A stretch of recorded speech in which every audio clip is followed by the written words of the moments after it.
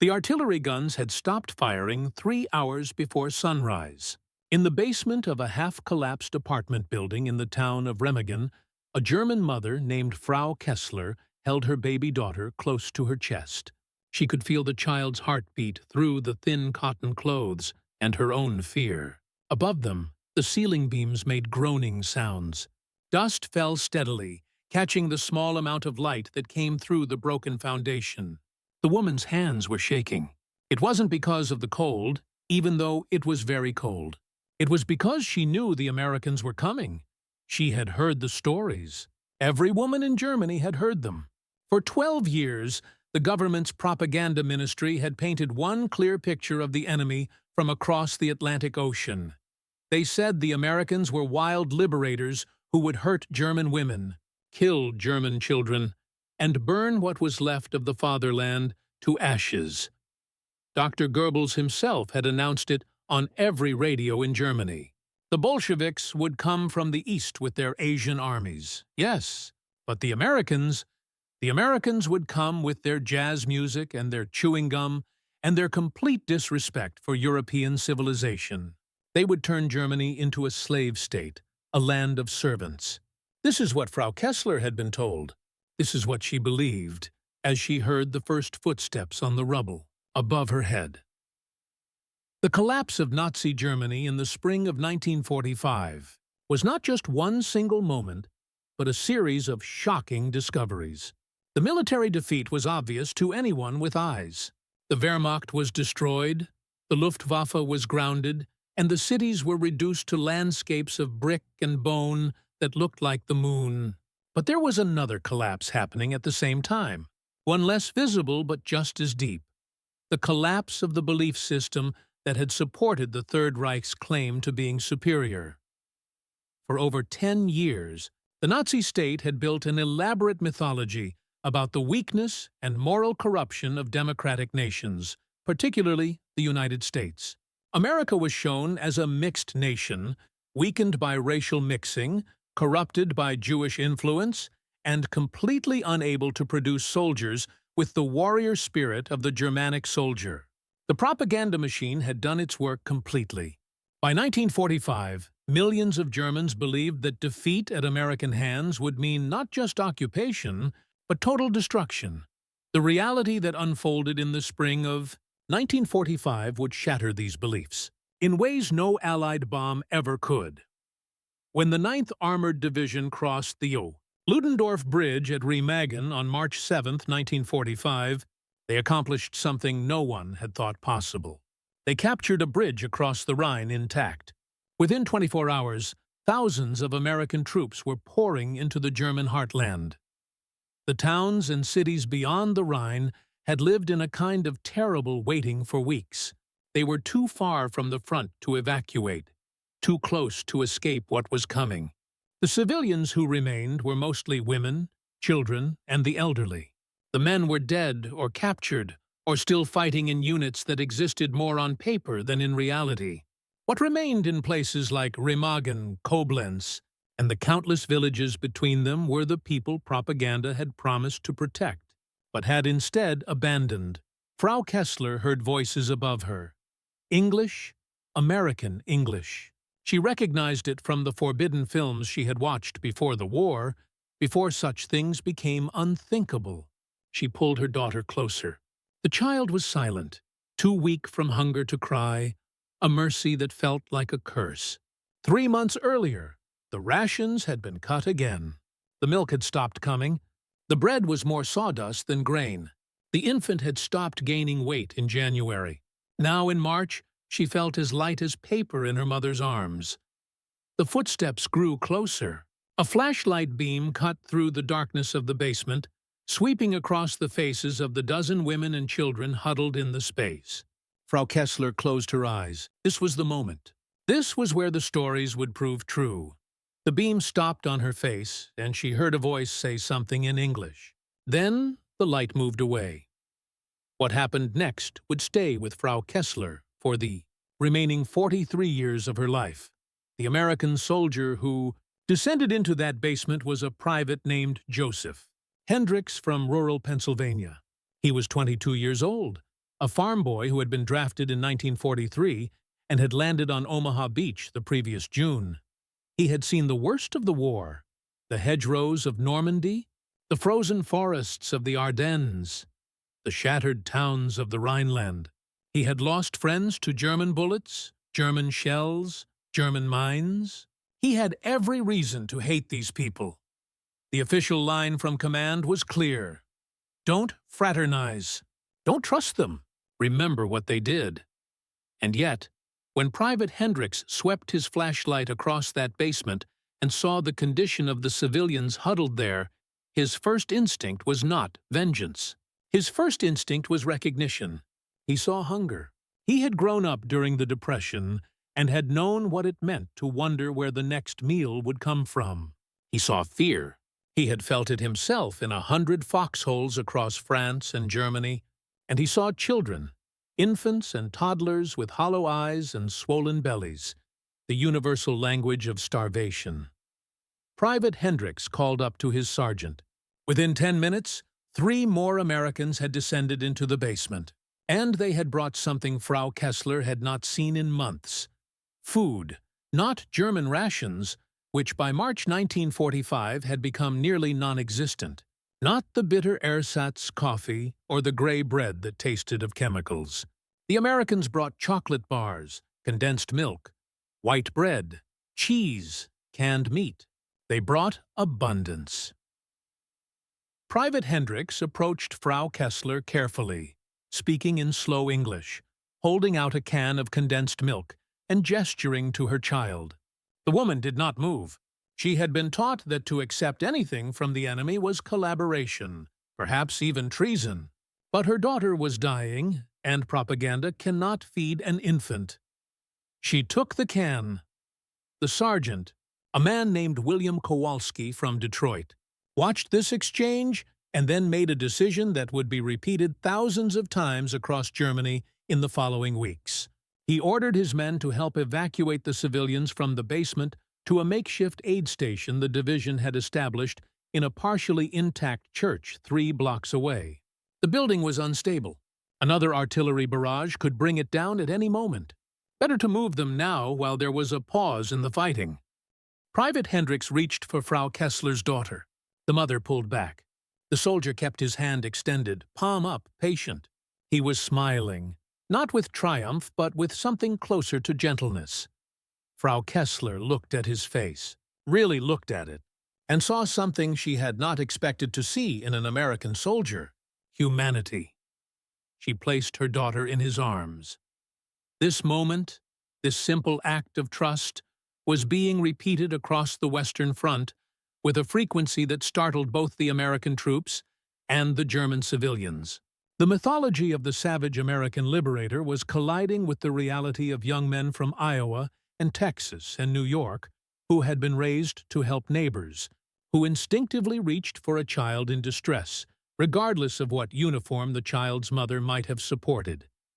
The mental confusion was profound. How could these be the monsters Goebbels had warned about? How could these men who carried babies through rubble and shared their rations with enemy civilians be the same soldiers who were supposed to enslave the German people? Private Hendricks carried Frau Kessler's daughter through the ruins of Remagen with the care he might have given his own niece. The child, whose name was Greta, weighed almost nothing. The soldier could feel her ribs through the thin cloth of her dress. Behind him, other GIs were helping elderly women navigate the debris-filled streets, carrying toddlers on their shoulders, offering arms to those too weak to walk alone. It was not an organized humanitarian effort. There were no orders from Eisenhower to prioritize civilian comfort. It was something more instinctive, more fundamentally American. The belief that if you can help, you should help. The transformation this created in the German civilian consciousness was immediate and permanent. Frau Kessler watched the American soldier carry her daughter to safety, and in that watching, an entire structure of belief began to crumble. If they had lied about this, about the nature of the American soldier, what else had they lied about? If these were the enemy, what did that make the people who had promised to protect her, and had instead left her to starve in a basement. The scenes at Remagen were not unique. As American forces pushed deeper into Germany in March and April 1945, they encountered civilian populations in various states of distress. The Allied bombing campaign had destroyed not just military targets, but the infrastructure that sustained civilian life. Water systems had collapsed. Food distribution networks had ceased to function. Medical supplies were non-existent. And the Nazi administration, in its final dying throes, had largely abandoned any pretense of caring for the people it claimed to represent. Local Nazi officials fled westward, often in stolen vehicles, while the civilians they left behind faced the Allied advance with nothing but the propaganda that had sustained them, and the growing realization that it had all been lies. The American response to this humanitarian catastrophe was not uniform. There were incidents of violence, looting, and revenge. War brutalizes everyone it touches, and the American soldier was no exception. But what characterized the American occupation in those first chaotic weeks of spring 1945 was not cruelty, but something closer to confused compassion. The GIs had expected to fight an enemy army. They had not expected to find themselves feeding enemy children. In the town of Eschweiler, near Aachen, a combat medic named Robert Chen from San Francisco delivered 3 German babies in a single week, working in a basement clinic with whatever medical supplies he could scrounge. In Cologne, engineers from the 8th Infantry Division spent 4 days repairing a water main that served a neighborhood of civilians, work that had nothing to do with military objectives and everything to do with the fact that children were drinking from contaminated puddles. In dozens of small villages across the Rhineland, American mess sergeants found themselves doubling their cooking duties, preparing meals not just for their own troops, but for German civilians who appeared at the perimeter of their camps, silent and starving. This was not official policy. The Allied plan for occupied Germany, such as it existed in March 1945, was punitive. The Morgenthau Plan, though eventually rejected, had proposed reducing Germany to a farming state, stripping it of industrial capacity, ensuring it could never wage war again. The phrase "no fraternization" was repeated in briefings and printed in field manuals. The Germans had started this war. The Germans had built the camps. The Germans had unleashed horrors upon the world that defied comprehension. They deserved no sympathy, no aid, no kindness. And yet, when Private Hendricks carried little Greta Kessler to the aid station and placed her gently in the arms of an army nurse, he was not thinking about policy. He was thinking about a child who needed help. When the nurse, a lieutenant named Margaret Sullivan from Boston, examined the infant and found her severely malnourished and dehydrated, she did not consult the fraternization guidelines. She started an IV, gave her glucose, and held the baby while she slept. Lieutenant Sullivan had 5 brothers, all of them in the service. She had seen what the Germans had done in France. She had treated American soldiers with horrific wounds inflicted by German weapons. None of that changed the fact that the child in her arms was dying, and she knew how to save her. Frau Kessler waited outside the church-turned hospital for 7 hours. She sat on a block of concrete that had once been part of someone's home and stared at nothing. Other German women sat near her, equally silent. They had been taught to fear this moment, and now they were living it. And it was nothing like what they had been told. The Americans had given them food. They had carried their children to safety. They had shown them something that 12 years of Nazi rule had nearly destroyed: mercy. When Lieutenant Sullivan emerged from the church at dusk, she found Frau Kessler and spoke to her through an interpreter, a German-American sergeant from Milwaukee who had grown up speaking both languages. The baby would survive, the nurse said. She needed rest and proper nutrition, but she would survive. Frau Kessler began to weep. The interpreter, Sergeant Ernst Miller, had seen this reaction before. German mothers, confronted with American kindness and unable to reconcile it with everything they had been taught. He had grown weary of explaining that most Americans did not hate Germans. They hated Nazis, and they understood that the two were not always the same thing. He had grown weary of being the bridge between two worlds that should never have been at war. But he was patient with Frau Kessler. He told her that her daughter would receive care, that the Americans would provide formula and medicine, that she should rest and try to eat something herself. The woman looked at him with an expression he would never forget. It was not gratitude, though there was gratitude in it. It was not relief, though relief was present. It was something closer to fundamental bewilderment, the look of someone whose understanding of the world has just been shattered and who is trying to comprehend what will replace it. The symbolic power of that. Condensed milk, that first, can private. Hendricks had offered in the basement, cannot be overstated. For years, Germans had been told that America was a land of poverty and chaos, a failed experiment in democracy where people lived in squalor and racial violence.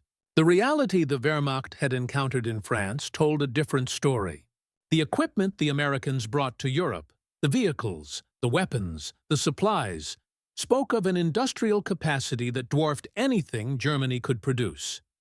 But it was the small things that truly revealed the gap between propaganda and reality.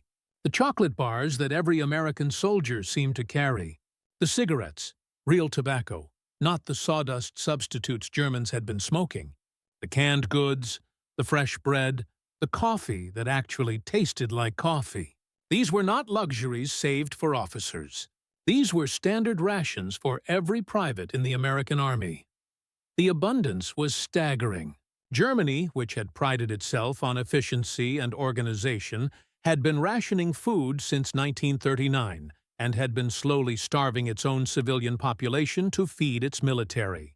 America, which the Nazis had dismissed as weak and disorganized, was feeding both its own massive army and increasingly the civilians of its defeated enemy. The contrast could not have been sharper, and for Germans who had believed in the superiority of their system, it was devastating. By late March 1945, the pattern was clear across the American zone of occupation. The 9th Armored Division alone estimated it had provided emergency rations to over 20,000 German civilians in the first 2 weeks after crossing the Rhine. The 1st Infantry Division established feeding stations in Bonn and the surrounding villages, serving hot meals to anyone who appeared. The 3rd Armored Division assigned entire platoons to assist with medical care for civilians, work that took them away from military duties, but which commanders deemed necessary both for humanitarian reasons and for maintaining order. A starving, desperate population was a dangerous population. Better to feed them, the reasoning went, than to face an insurgency born of desperation. But the motivation went deeper than pragmatism. The average American GI in Germany in 1945 came from a culture that valued individual initiative and community responsibility. They had been raised during the Great Depression by parents who remembered what it meant to go hungry, and who had survived through a combination of government assistance and neighbors helping neighbors. They had been taught, consciously or not, that America's strength came not from racial purity or military discipline, but from its diversity, its democratic institutions, and its fundamental belief that people had a right to life, liberty, and the pursuit of happiness. These were not abstract concepts. They were lived values. And when the GIs encountered civilians in distress, these values guided their actions more than any military directive ever could. The German civilians noticed. Of course they noticed. How could they not notice when the behavior of their conquerors contradicted everything they had been taught about conquest? When German forces had occupied France, Belgium, Poland, the Soviet Union, they had not carried children to safety. They had implemented policies of deliberate starvation. They had rounded up populations for forced labor or worse. They had made a philosophy of cruelty. The Americans brought chocolate bars. Frau Kessler was not a Nazi. She had never joined the party, had never attended a rally, had never raised her arm in salute with any real conviction. She had been a schoolteacher before the war, teaching literature and history to children who had been required to begin each day singing the Horst-Wessel-Lied. She had taught the curriculum she was given and had kept her doubts to herself, because to voice doubt was to risk everything. Her husband had been drafted in 1942 and sent east. She had received 3 letters from him, the last one dated November 1943, postmarked from somewhere near Smolensk. After that, silence. She had raised Greta alone, had watched her country destroy itself, and had waited for the end that everyone knew was coming. When that end arrived in the form of Private Joseph Hendricks from Pennsylvania, it was nothing like she had imagined. The young soldier who carried her daughter to safety became, in her mind, the symbol of everything the Third Reich had lied about. He was not a monster. He was a farm boy who missed his mother and who could not walk past a suffering child without trying to help. He represented a kind of power that Germany had never understood.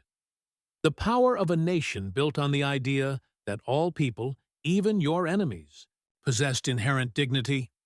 This realization spread through the German civilian population like a slow-moving wave throughout the spring and summer of 1945, as American occupation became a daily reality rather than a feared prospect. As the predicted atrocities failed to materialize and were replaced instead with feeding programs, medical care, and the slow reconstruction of civil society, the mythology of Nazi superiority collapsed under the weight of observable truth. The Americans were not perfect occupiers. There were abuses, crimes, failures of policy and implementation. But compared to what Germans had been led to expect, and more damningly compared to what German forces had done in occupied territories, the American presence was marked by a restraint and humanity that made a mockery of 12 years of propaganda. By May, when Germany formally surrendered, Frau Kessler had gained back 15 pounds. Her daughter had tripled her weight and was learning to crawl in the displaced persons center the Americans had established in what had once been a Wehrmacht barracks. The war was over, but the transformation it had wrought in the German consciousness was just beginning. Every German who had been helped by an American soldier, every child who had been fed, every mother whose baby had been carried to safety became a witness to the lie they had been living under. The Reich had promised them greatness and delivered ruin. The Americans, whom they had been taught to fear and despise, had shown them mercy. The chocolate bar became the symbol of this transformation. It appeared in countless accounts from that period. German children approaching GIs with a mixture of fear and hope. Americans reaching into their pockets to produce the small brown bars with their distinctive wrappers. Hershey's chocolate, that most American of products, became synonymous with liberation in a way that no weapon ever could. It represented abundance, yes, but also something deeper. Generosity.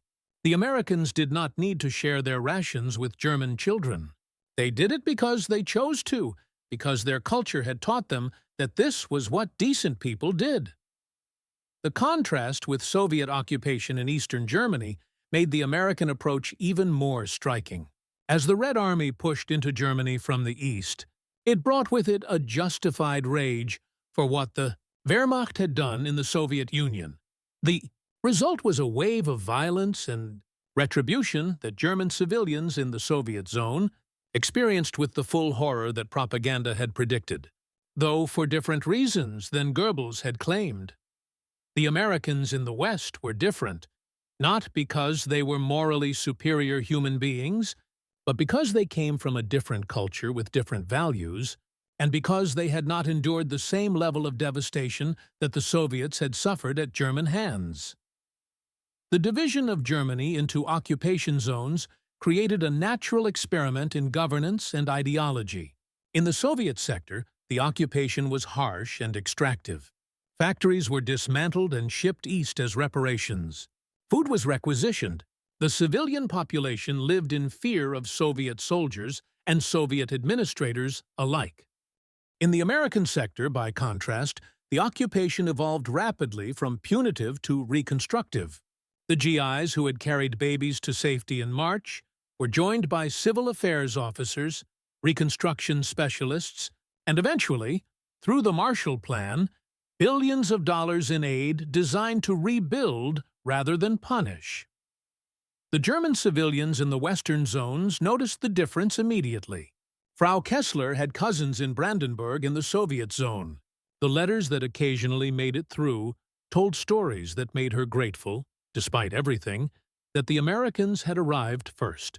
Her cousin Helga wrote of Soviet soldiers who took what they wanted without asking, of a command structure that seemed to view German civilians as legitimate targets for revenge, of a hopelessness that pervaded daily life. In contrast, Frau Kessler could walk to the American mess hall each morning and receive a hot meal. She could take her daughter to the American medical clinic for checkups.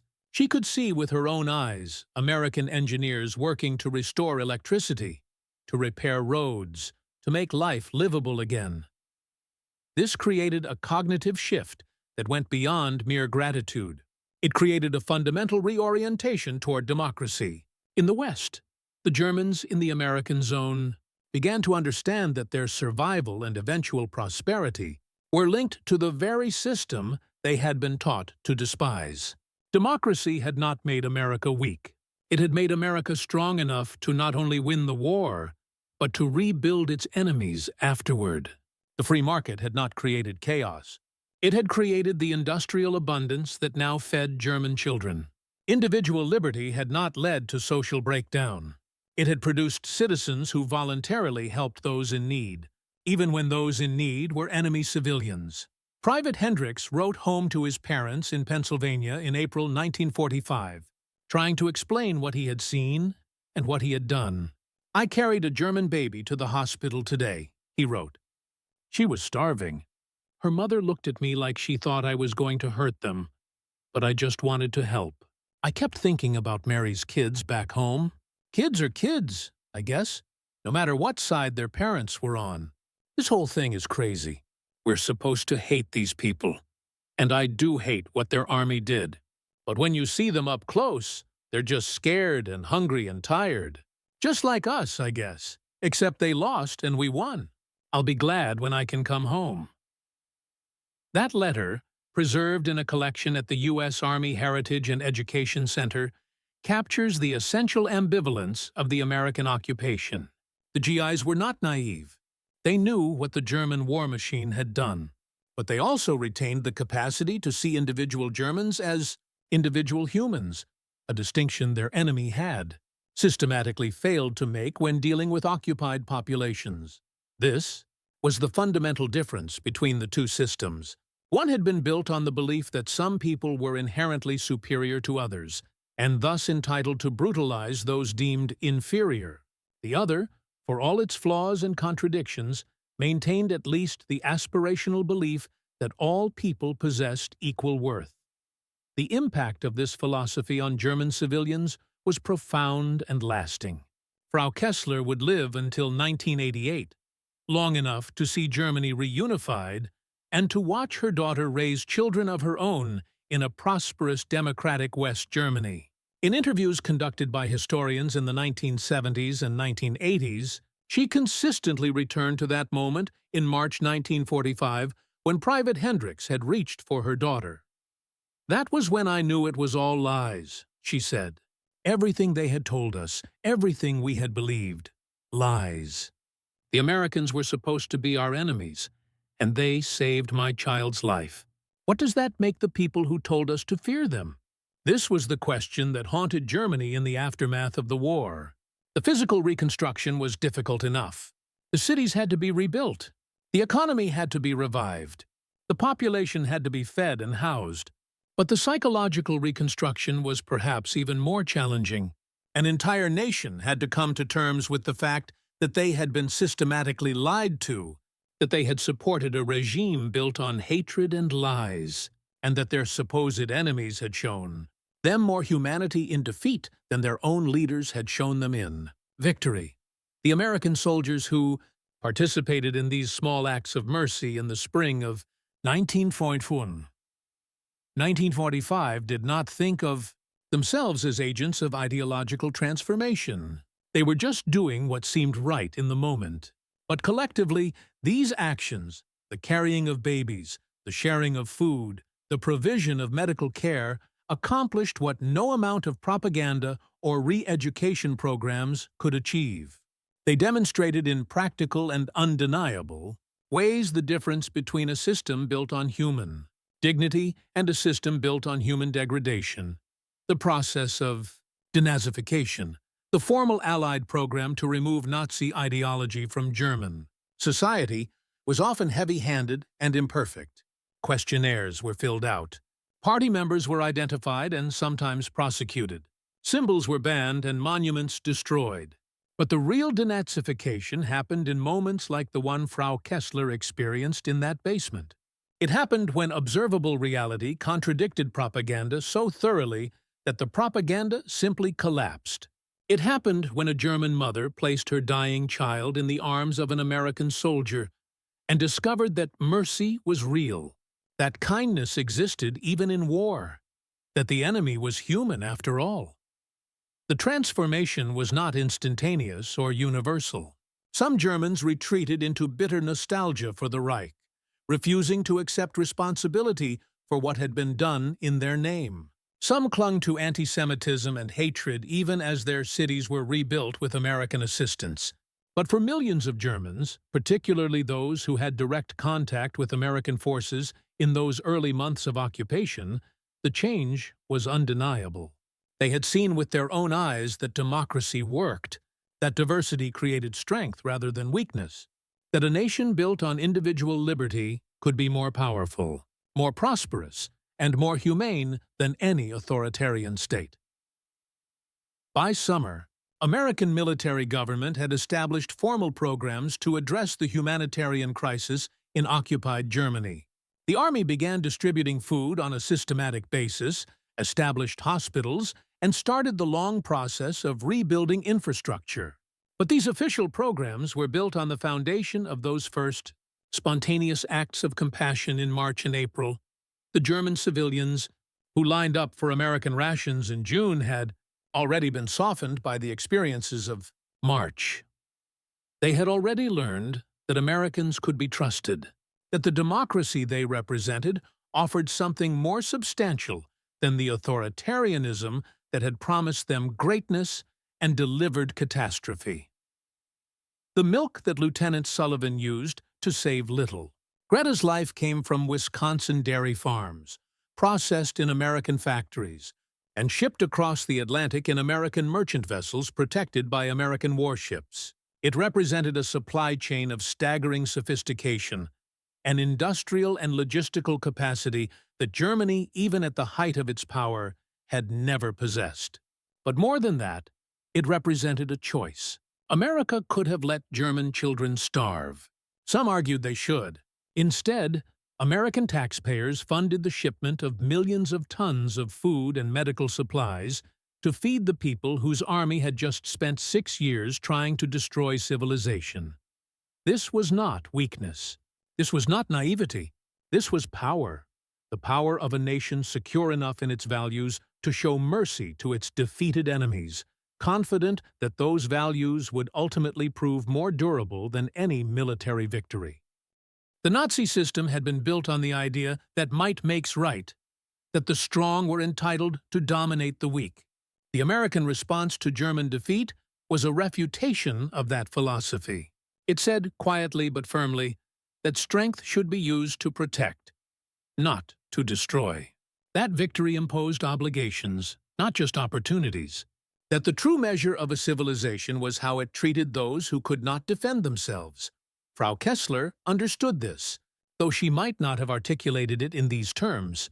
As she held her daughter in the Displaced Persons Center in the summer of 1945, as she listened to American jazz playing on a GI's radio, and ate American white bread that tasted like a miracle after years of ersatz rations, she understood that something fundamental had changed. The world she had known, the world of the Reich and its promises of greatness, was gone forever. What would replace it was still uncertain. But if the Americans were any indication, it would be built on different principles. It would be built on the idea that a soldier could carry an enemy's child to safety, and that this was not a betrayal of his duty, but an expression of it. The summer of 1945 brought its own challenges. The war in Europe had ended, but millions of displaced persons clogged the roads and railways, searching for homes that no longer existed or family members who had not survived. The American occupation forces found themselves administering a humanitarian crisis of unprecedented scale. But the foundation of trust that had been established in those first weeks proved invaluable. German civilians cooperated with American authorities because they had learned that cooperation led to aid, not punishment. They registered with occupation officials because they had learned that the Americans could be trusted to treat them fairly. They began the long, painful process of confronting what had been done in their name because they had seen firsthand that another way was possible. Greta. Kessler would grow up with no memory of that March day, when an American soldier had carried her to safety. But the story was told to her repeatedly throughout her childhood, became part of her family's mythology, shaped her understanding of the world. She would become a teacher like her mother, would raise 2 sons in the Federal Republic of Germany, would live to see the Berlin Wall fall and Germany reunite. And she would tell her students about the day she was saved, about the soldier from Pennsylvania who had shown mercy when he had every reason not to, about the lesson that moment taught, that civilization is fragile, that cruelty is easy, but that kindness requires courage, and that courage can change the world. The epilogue to this story played out over decades. West Germany became a democracy, a close ally of the United States, an economic powerhouse rebuilt with American assistance through the Marshall Plan. The generation that had lived through 1945, that had experienced the collapse of the Nazi state and the unexpected mercy of the American occupation, became the generation that built the new Germany. They remembered. They taught their children to remember not just the horrors of what they had supported, consciously or through silence, but also the lesson of what real strength looked like when exercised with restraint and guided by values. Private Joseph Hendricks returned to Pennsylvania in December 1945. He went back to farming, married his high school sweetheart, raised 4 children, and rarely spoke about the war. When he did not talk about the battles or the fear or the friends he had lost. He talked about the German mother in the basement and her baby who had weighed nothing at all. He talked about how strange it had been to be feared and then trusted, how much it had meant to see that child survive. In 1982, a German documentary crew tracked him down. Working from Frau Kessler's memories and American unit records, they asked him why he had helped. He looked confused by the question. "What else was I supposed to do?" he said. "She was a baby. You help babies."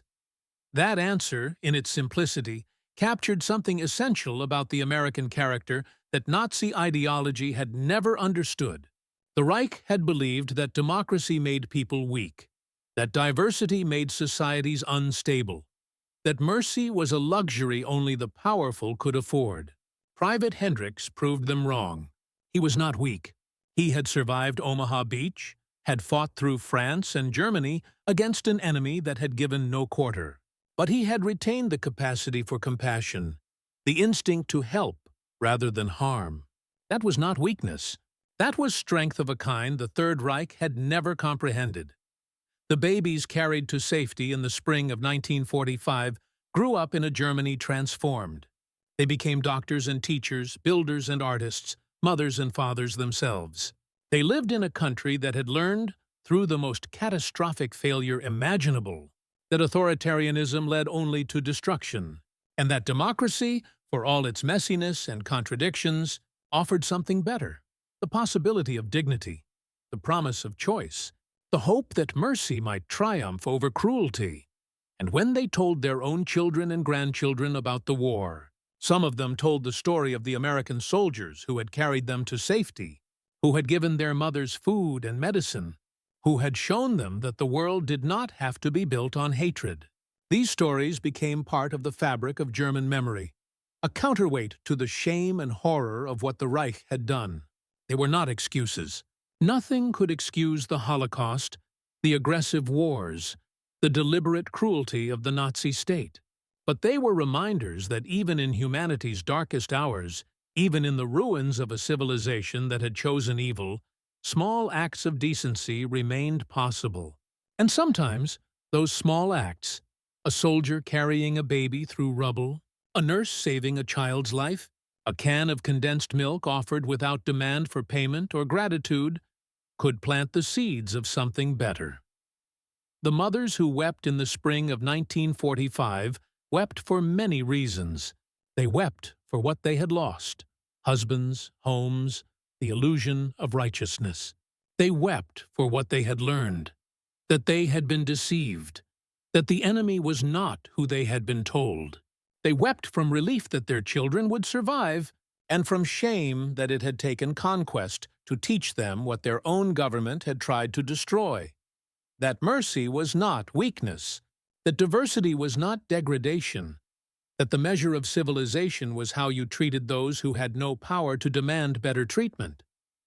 In the end, the story of German mothers weeping as American soldiers carried their babies to safety is not a story about American virtue or German wickedness. It is a story about the collision of two systems, one built on the belief that some humans were inherently superior to others, and one built on the aspiration, however imperfectly realized, that all humans possessed equal dignity.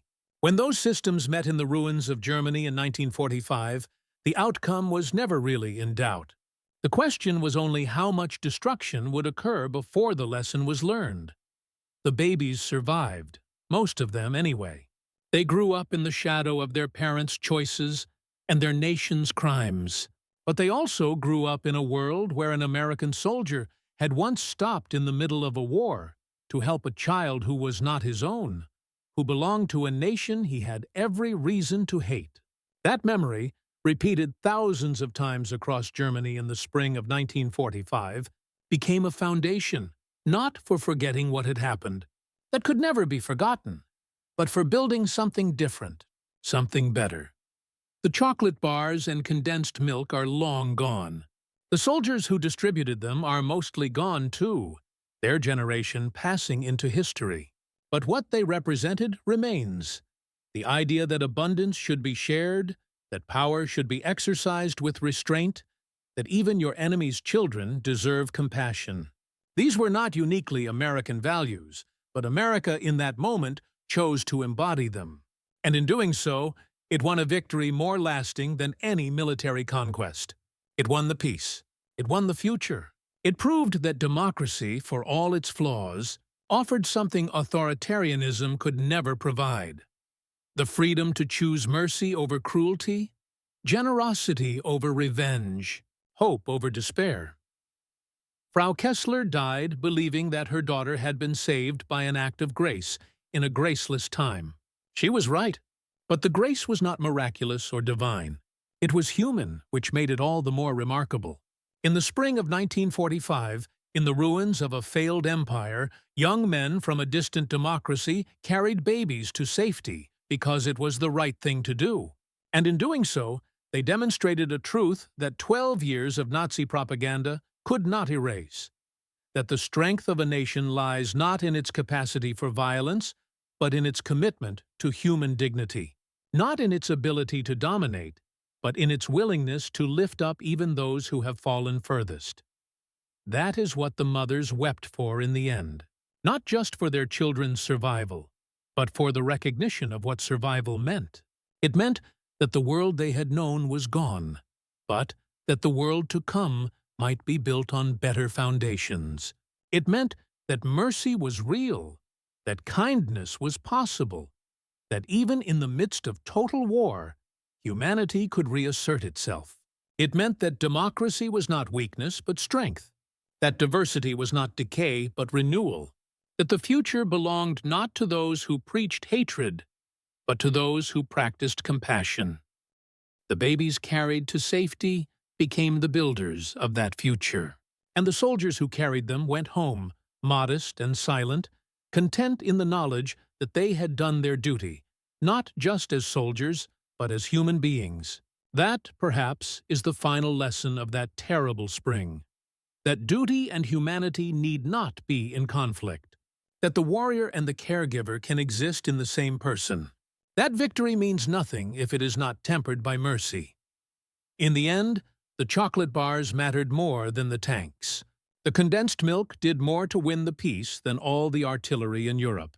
And the image of an American soldier carrying a German baby through the ruins became a symbol not of conquest, but of redemption. The possibility that even out of history's greatest catastrophe, something decent could emerge. That was the gift those young Americans gave to Germany in 1945, whether they knew it or not. Not just survival, but hope. Not just liberation, but the chance to build something better. And when the German mothers wept, they wept for all of it. The past that was lost, the future that might be gained, and the unexpected mercy that made the transition possible.